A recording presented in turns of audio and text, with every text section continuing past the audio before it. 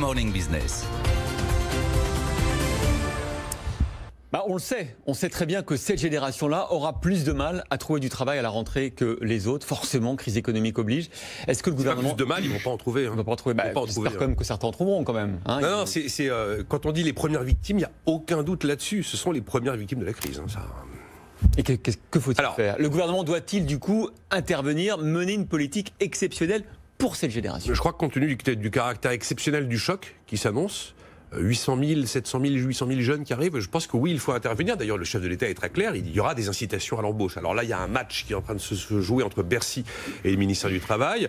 Au ministère du Travail, on défend cette idée, hors de prix, c'est vrai, 8 milliards d'euros, d'exonérer de cotisations salariales les entreprises qui embauchent un jeune de moins de 30 ans pendant 3 ans.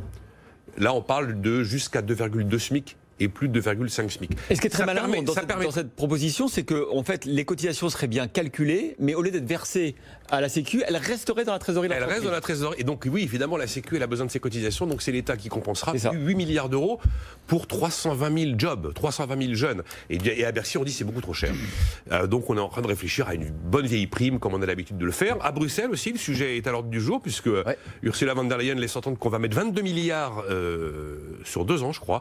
22 milliards d'argent communautaire en plus pour notamment doper la fameuse garantie jeune. La garantie jeune, c'est une enveloppe financière accordée par l'Europe pour les 16-26 ans qui sont ce qu'on appelle des NEET, No Employment Training Education. Voilà. Les gens qui n'ont rien, qui sont vraiment coincés devant l'emploi. Donc oui, compte tenu de la situation, de la gravité de la situation, il me semble à peu près cohérent que le gouvernement intervienne. C'est pas la peine d'avoir payé autant dans les semaines qui viennent de s'écouler pour finalement tout gâcher à l'arrivée. Vous savez qu'il y a cette fameuse fatalité de celui qui arrive sur le marché de l'emploi au mauvais moment, qui a été très bien renseigné par le CEREC, où il a plus de mal à trouver un boulot, il a plus de mal à progresser dans sa carrière professionnelle, et il ne rattrapera quasiment jamais de sa vie le retard salarial qu'il a connu à l'entrée. Et c'est très très bien renseigné. On regarde une génération qui est arrivée au bon moment, 98, en pleine euphorie web, et celle qui arrive en 2010, les progressions salariales ne sont pas les mêmes. Et en fait, toute la vie professionnelle va être lourdement impactée par le fait qu'on est arrivé à la mauvaise date. Alors après, la bonne solution, ceux qui peuvent faire une année de plus, un master, ou alors une année d'apprentissage en plus, il faut le faire pour peut-être arriver en septembre 2021 et pas septembre 2020. Mais là, oui, compte tenu de la situation, je pense que le gouvernement a raison d'intervenir. Jean-Marc Daniel, il faut un plan, il faut un Macron, un demi-Macron, comme vous diriez ?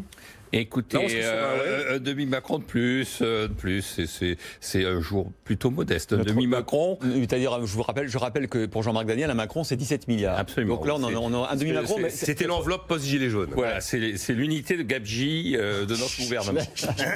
Et donc, écoutez, je crois qu'il y a 3 problèmes dans cette affaire. Le premier problème, c'est génération sacrifiée, crise. Je n'ai jamais entendu, depuis que je fais des commentaires économiques, d'autres termes que ça. Toute génération est sacrifiés et nous sommes tout le temps en crise. Donc la génération sacrifiée, par exemple les 68ards dont on a dit qu'ils avaient eu une vie de cocagne, je rappelle que ceux qui sont nés en 1948, qui avaient 20 ans en 1968, ont commencé avec des tickets d'alimentation et ont passé toute leur adolescence à aller aux bains-douches municipaux pour se laver parce qu'ils n'avaient pas de salle de bain. Donc toute génération a ses difficultés. Je crois que parler de génération sacrifiée, c'est assez démagogique. En réalité, deuxième élément, il y a un vrai problème, et là Nicolas l'a souligné, c'est le fait que effectivement, quand vous rentrez dans la phase du cycle économique... Ça, vous le dites souvent, Jean-Marc. Oui, absolument. Qui est la situation la plus défavorable, ou dans une situation effectivement de faible croissance, eh bien, il l'a rappelé, toutes les études le montrent, toute sa vie, on va avoir comme conséquence d'avoir un niveau de revenu inférieur à celui des gens qui rentrent au moment de la phase de pleine expansion. Donc, c'est ça qu'il faut corriger. Et je crois que le bon moyen, c'est effectivement d'inciter les entreprises à embaucher. Et pour inciter les entreprises à embaucher, à ce moment-là, sur des bases qui soient conformes à la réalité de la formation des gens, il faut faire marcher le marché. Ce que je veux dire par là, c'est que pour ce chômage des jeunes, là aussi, il y a eu beaucoup d'études. Ça avait toujours débouché sur le SMIC jeune, sur le CPE.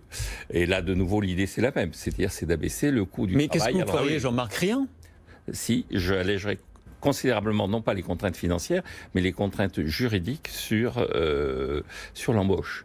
C'est-à-dire que grosso modo, quand on analyse les systèmes de première embauche, on s'aperçoit que les entreprises, soit elles ont une bonne information sur la qualité des gens qui rentrent sur le marché du travail, et donc là elles sont prêtes à les embaucher, c'est-à-dire vous avez un système éducatif très sélectif et très performant, c'est le cas de l'Allemagne, et à ce moment-là vous avez moins de problèmes. Soit vous avez un système, une fois que les gens sont embauchés, qui est un système qui est relativement souple dans les licenciements, c'est le cas du Royaume-Uni, et à ce moment-là, quelle que soit la qualité... Vous faites le tri après. Vous faites le tri après.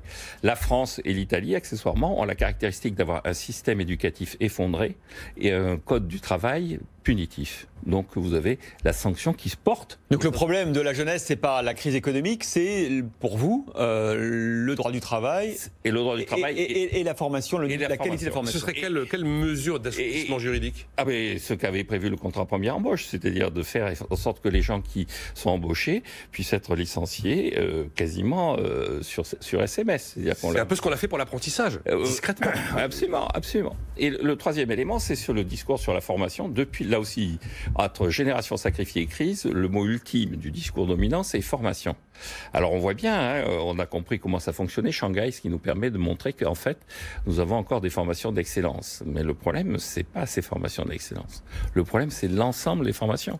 Je veux dire, que les polytechniciens trouvent un emploi, c'est à peu près naturel. Oui. Mais que les petits jeunes qui sortent sans formation, tous les décrocheurs, tous ces gens-là soient abandonnés, ça me paraît dangereux. Jean-Marc, j'ai une ultime question, comme je reçois Frédéric Vidal, la ministre de l'Enseignement supérieur et de la Recherche, à 8h15. Sur le classement de Shanghai, c'est un tour de passe-passe, on a regroupé les universités, donc on est plus puissant dans le classement, ou c'est une vraie progression de la qualité de nos campus? Non, c'est un pur tour de passe-passe.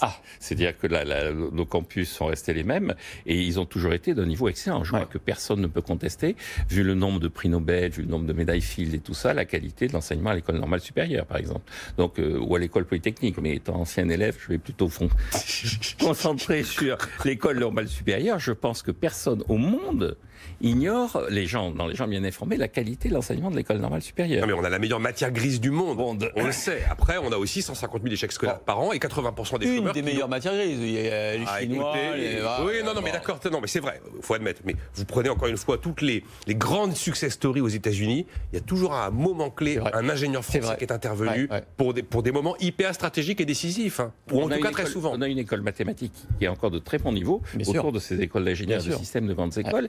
C'est ça qu'il faut préserver. Et le véritable enjeu, c'est les décrocheurs. Le véritable enjeu, c'est ceux qui ont un vrai problème sur le marché du travail, c'est eux. Merci Jean-Marc Daniel, Nicolas Dose. On verra ce plan du gouvernement. J'ai bien peur qu'il ne soit pas à la hauteur de vos réflexions, messieurs. Allez tout de suite. Ah si, on va rendre le travail des jeunes moins cher. Bon, c'est déjà pas mal. Mais après, on ne va pas les rendre forcément plus facilement licenciables. Il faut le rendre moins contraint, plus que moins cher. Et on va refaire le débat quand on aura le plan jeune du futur nouveau gouvernement. On va attendre quelques jours encore. Allez.